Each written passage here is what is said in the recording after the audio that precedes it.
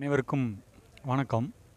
இன்றைக்கி நம்ம பார்க்க போகிற ஒரு டாபிக் வந்து பார்த்திங்கன்னா, இப்போ வந்து தும்மல், அப்புறம் வந்து அலர்ஜி வந்துடுச்சுன்னா நிறையா பேருக்கு தும்மல் வரும், மூக்கு அடைப்பு இருக்கிறது, தலையில் வந்து யாருக்காவது நீர் இருக்குது, இந்த மாதிரி பிரச்சனைலாம் இருக்கவங்க, அது நம்ம தெரிஞ்ச விஷயந்தான்.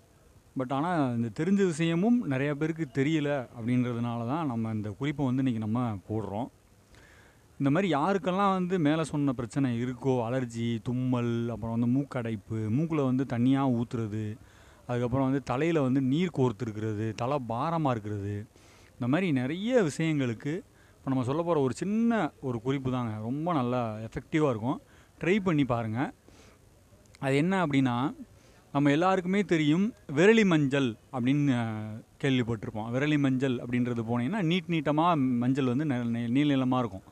உருண்டை மஞ்சள் கிடையாது. உருண்டை மஞ்சள் வந்து நம்ம குளிக்கிறதுக்கு யூஸ் பண்ணுற உருண்டை மஞ்சள் கிடையாது. நீட்டு மஞ்சள், விரலி மஞ்சள்னு சொல்லுவாங்க. விரலி மஞ்சள்ன்ற அந்த நீட்டு மஞ்சளை வாங்கிட்டு யாருக்கெல்லாம் மேலே சொன்ன பிரச்சனை இருக்கோ அவங்க என்ன பண்ணணும்னா, ஒரு விளக்கில் வந்து நல்லெண்ணெய் மட்டும் ஊற்றிக்கோங்க. நல்லெண்ணெய் ஊற்றி திரி போட்டுக்கோங்க.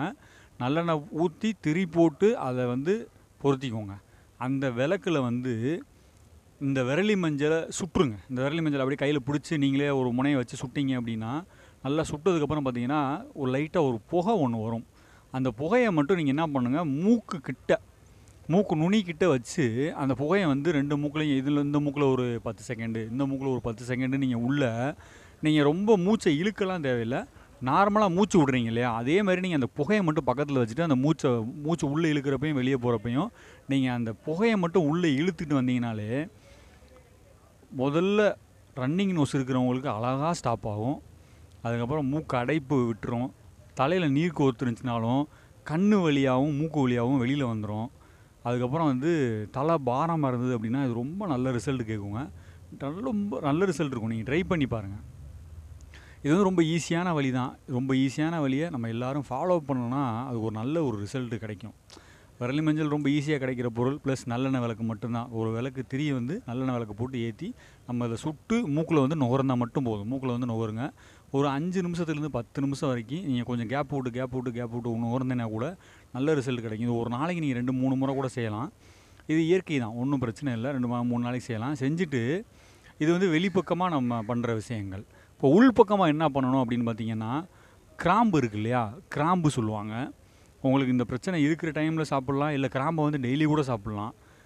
இந்த ப்ராப்ளம் இருக்கிற டைமில் நீங்கள் என்ன பண்ணணும், ஒரு கிராம்பை எடுத்துக்கோங்க. அந்த கிராம்பை எடுத்துகிட்டு மேலே வந்து அந்த கிராம்பில் வந்து ஒரு மொட்டு மாதிரி இருக்கும், அந்த மொட்டை எடுத்துருங்க. அந்த மொட்டை எடுத்துகிட்டு வெறும் கிராம்பை மட்டும் வாயில் போட்டுட்டு நம்மளோட உமிழ்நீரோடு நல்லா ஊற வச்சு அந்த கிராம்பை வந்து கொஞ்சம் கொஞ்சமாக நீங்கள் உள்ளக்க வந்து கடிச்சு நல்லா ஊறினதுக்கப்புறம் நல்லா கடிச்சு அதில் வர்ற அந்த உமிழ்நீரோடு சேர்த்து கிராம்போட சாறையும் உள்ளே நீங்கள் முழுங்கிட்டு வர என்ன ஆகும்னா, நம்ம உடம்புல நோய் எதிர்ப்பு சக்தி அதிகமாகும்.